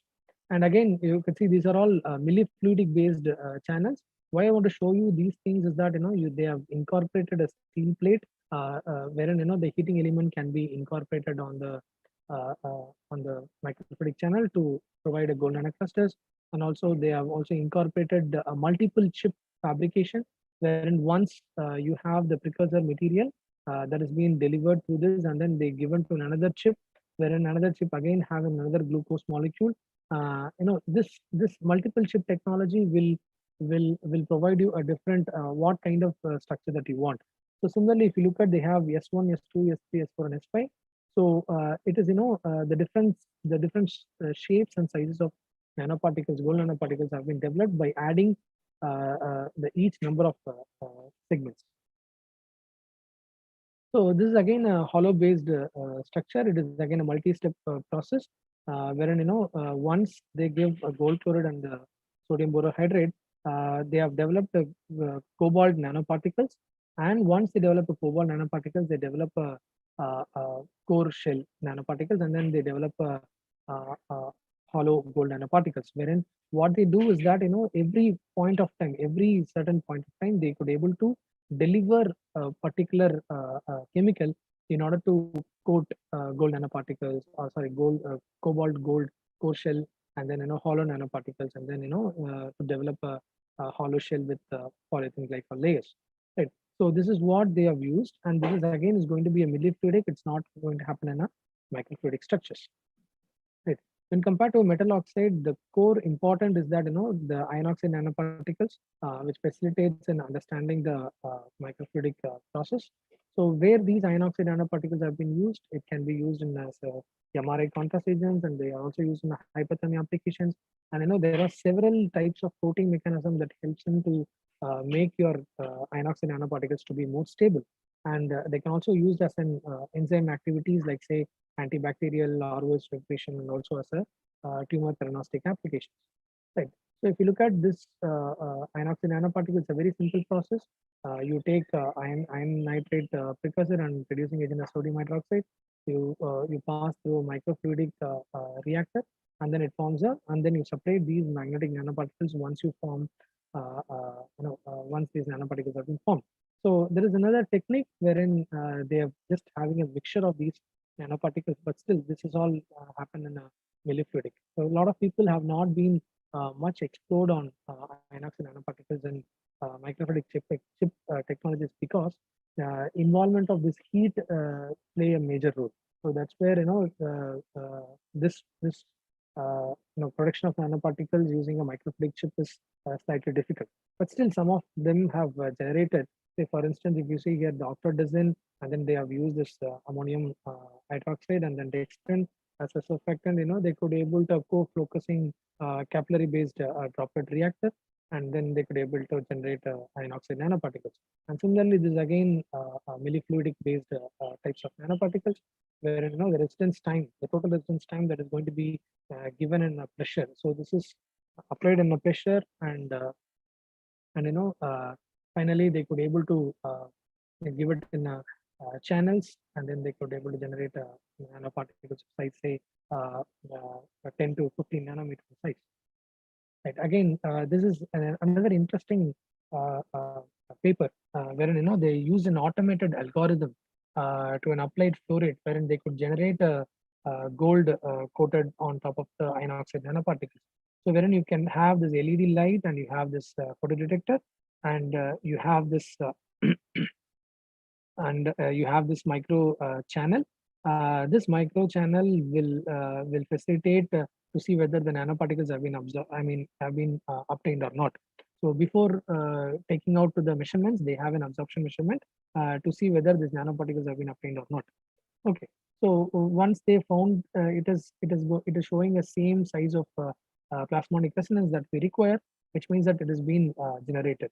If it is not, then what happens is it gives another automatic algorithm, and it tries to tune all the parameters of, say, gold chloride, and then iron chloride, and as well as the reducing agent.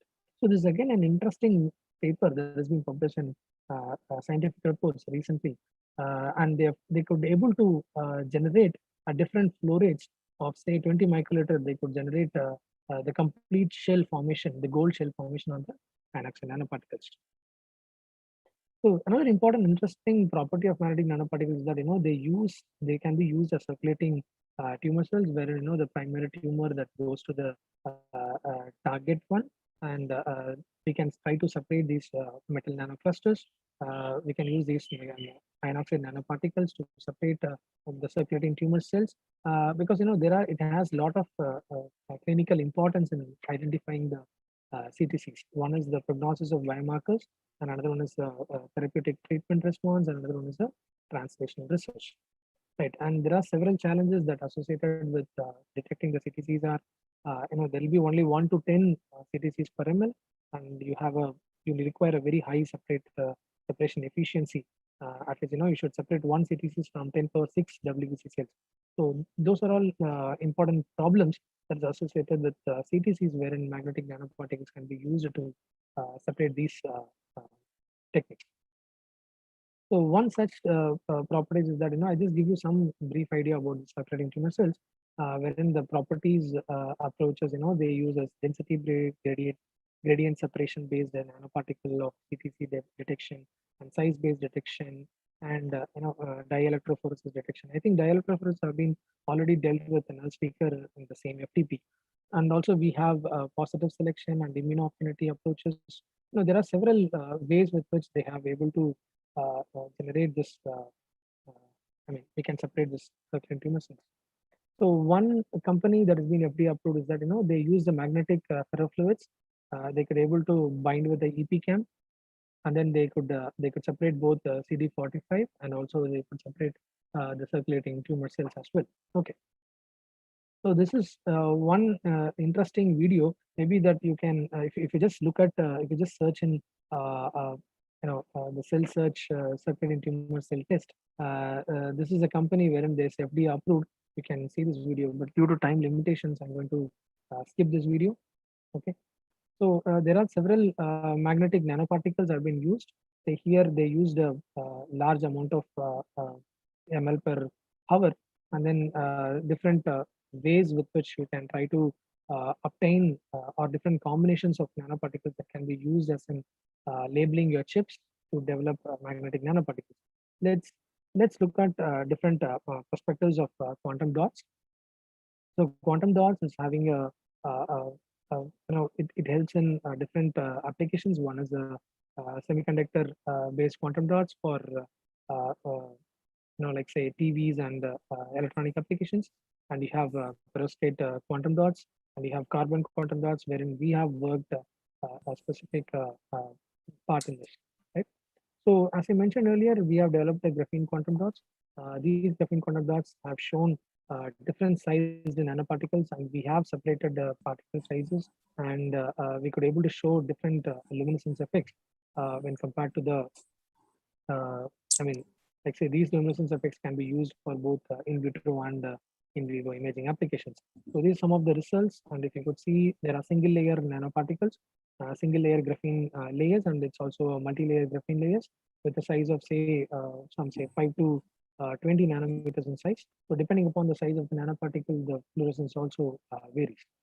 Right. And also we could able to see, we loaded these graphene quantum dots into a cell, and we could able to do some cell imaging and also some kind of an animal imaging, wherein we loaded these nanoparticles in a euthanized mice, and then we could see the fluorescence of the nanoparticles by having a proper exudation and a filter.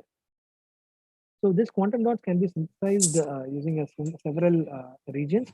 One is, they have used an indium tin oxide film that is acting as a heating region. So if you look at, the color of the nanoparticles have been slightly varied. This is going to be an optical absorption, optical image, wherein you can see the color of the solution has been drastically changes. Wherein from this perspective, you can see there is a formation of silver sulfide quantum dots. Similarly, they could eject the precursor solutions into an curvature of radius, and through a PTFE tubing, they could able to generate a black phosphorus quantum dots, wherein it converts from black phosphorus powder to flakes, and then finally to the black phosphorus quantum dots. And these are another this another interesting paper is that they have different kinds of techniques that uses to develop different particles of different shapes of particles. Say for instance, they could develop indium phosphate zinc sulfide. So when you have these two elements, only these three elements, they can have indium phosphate and zinc sulfide. And if you change the combinations of these parameters, they can have different kinds of particles that can be generated. And finally, we have an organic polymers, wherein the organic polymers, like say polymeric nanoparticles, polymeric hydrogels, have been developed. So one such work, what we have done in my research is that we have developed a nanoparticle wherein that is being functionalized with hyaluronic acid and a chitin nanoparticle by binding with a system in dihydrochloride, and then that is effectively used as a targeting agent for releasing of these drugs. So what happens is when the nanoparticle nanogels enters into uh, uh, the cell will have a redox mechanism, wherein through the redox mechanism, drugs will be delivered inside the cells. So that we have studied, and we could able to see a drastic drug release when compared to the with different pH environments, and also we did with different. We could see, whether the hyaluronic acid is directly targeting on the CD44, which has been analyzed using a you know the cells in with and without hyaluronic acid. And there are several polymeric structures that has been produced. Like say one is the PLGA PEG nanoparticles, a simple nanoprecipitations like how we use a flow focusing tube. So the similar mechanism that is being used to generate, first you have monomers, and you have a group of monomers, and then it tries to form a nanoparticle. So this nanoparticle happens based on the nanoprecipitation technique and using a hydrodynamic flow mechanism. Wherein one important thing is that we add along with this PLGA PEG nanoparticle, if you want to add some drug, you can load another drug into it, and then you can try to understand you can load the drugs into the nanoparticles. So similarly, we have other different nanoparticles have been generated, some nanoprecipitation. So basically, polymeric nanostructures can be developed by a simple nanoprecipitation technique, wherein you simple a water-based solution, disperse phase, and you have an organic phase, wherein you can load these nanoparticles into it, and then finally you can generate a good nanoparticle with a desired shape.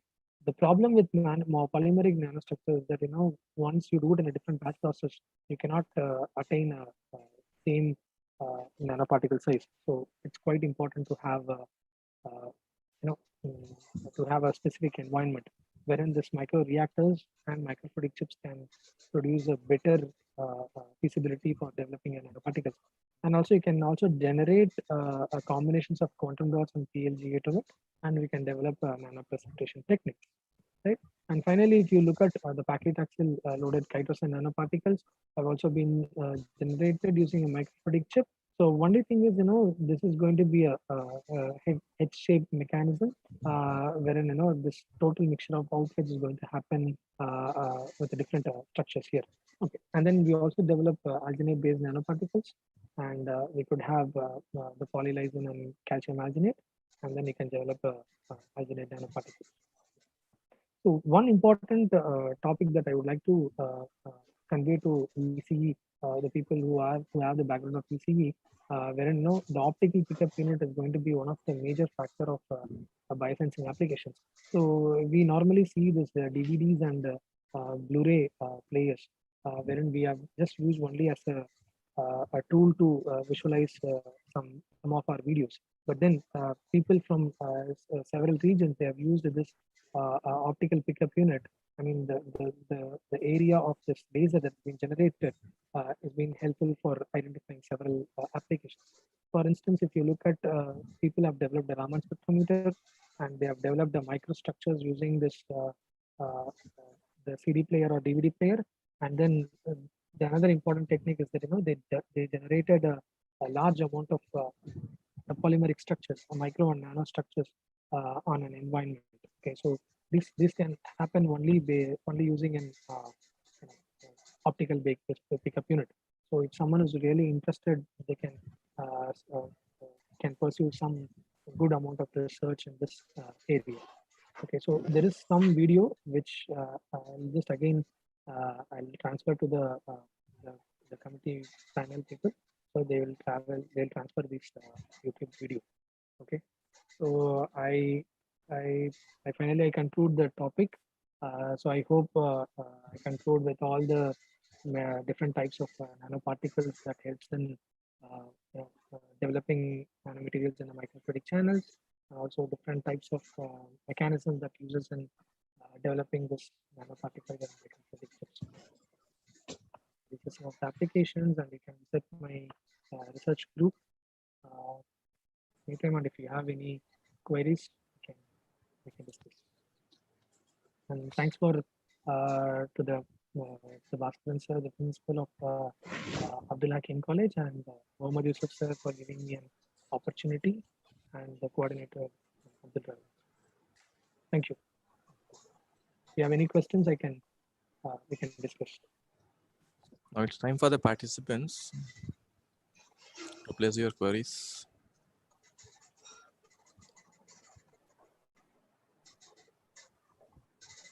Okay, they said there is some echo effect is there.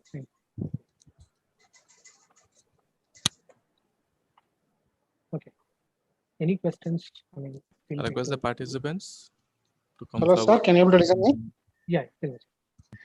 Sir, when we talk about this nanotechnology, we used to start with the lower dimensions where this carbon nanotubes, FinFETs used to come into picture. So whether we use any carbon nanotubes in manufacturing lab chips? That's another good question. So wherein the carbon nanotubes, people have not much evolved in developing using a microfluidic chips. So I think if you are interested, I think you can really go ahead, because till now I have not seen people developing carbon nanotubes using microfluidic chips. So I think it one ways it helps you in generating those high bulk amount of carbon nanotubes. Yes, you can do it, but I have not seen any such kind of work till now. Thank you, sir. I think, did I answer your question or? Yes, sir. Yes, sir. You answered. Thank you, sir. Sir, one more question. Yeah, please. When we do with all the things, how much accuracy we can expect, sir? Because a lot of things for the past few days we have been seeing this many results they are coming, and in one such research papers, this is the results, that's the results, and how much accuracy we can expect? The accuracy of in terms of what? I mean, Yes, the accuracy of the nanoparticle production or the accuracy of microfluidic device generation? Which one are you asking, sir? accuracy of nanoparticles. Okay. So as I mentioned, since the parameters that involved in generation of these nanoparticles will be depending upon the structure of your microfluidic chip and also the flow rate.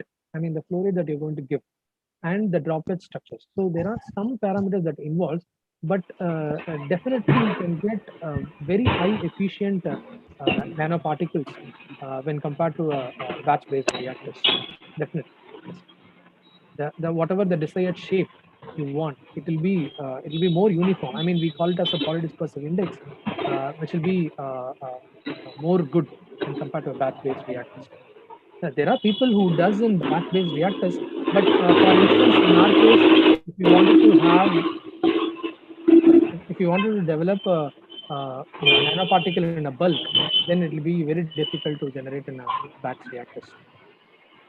So thank you, sir. Yes, thank you. Thanks for that. Yes. Anybody else?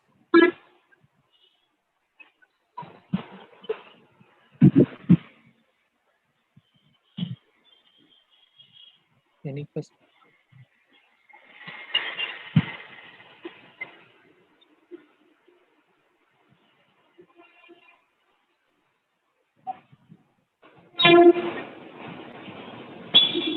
Johnson, do you have any question? Okay.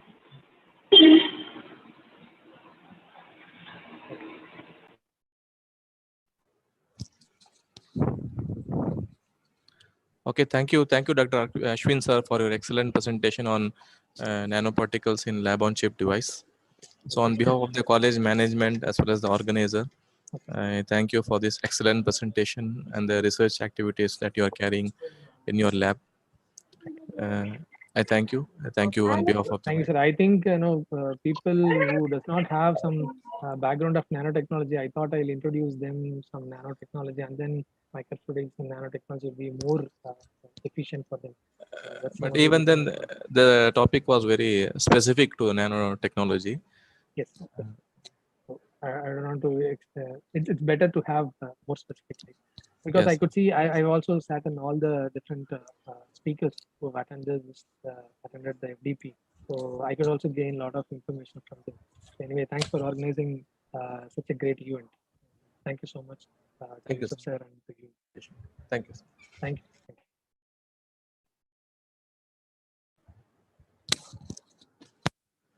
So it's a information to the participants. The feedback link will be provided in the WhatsApp chat. Participants can give their valuable feedback in the WhatsApp group.